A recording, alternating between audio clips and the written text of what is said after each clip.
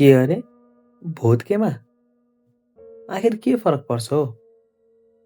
म यो चुनावमा भोट हालौँ नहालौँ कसलाई के फरक पर्छ? मलाई चिसो भइरहेको छ। यो सोच्दै म ती सूर्यका किरण रोजौँ। मलाई जिन्दगीको भारी बिसाउनु छ यो सोचेर म रुखको छाहारी रोजौँ। कसलाई के फरक पर्छ? म एक्लो छु र म हरेक रात आफ्नो एक्लोपनका कुराकानी ती चम्किरहेका ताराहरूसँग गर्छु। कसलाई के फरक पर्छ?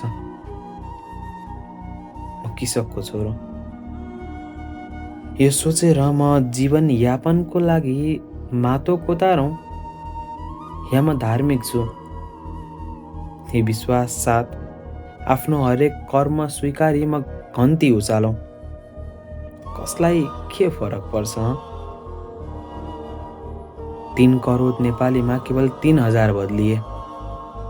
कतिलाई त अझै थाहा छैन कि फोहोर कहाँ हाल्ने। भोट हाल्न हिँडेका छन्।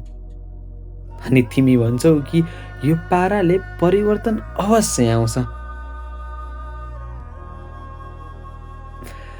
म नकारात्मक भएको होइन, म केवल वास्तविकता बताउँदैछु। जुन दिन हामी जस्ता कयौं व्यक्तिहरू देश परिवर्तनका लागि शहीद भइरहेका थिए, त्यो दिन सम्झिँदा पनि हामी जस्ता कयौंको मनमा अझै बदलाव आएको छैन। तिमी भन, यसरी कसरी ती शहीदहरूको आत्माले न्याय पाउँछन्?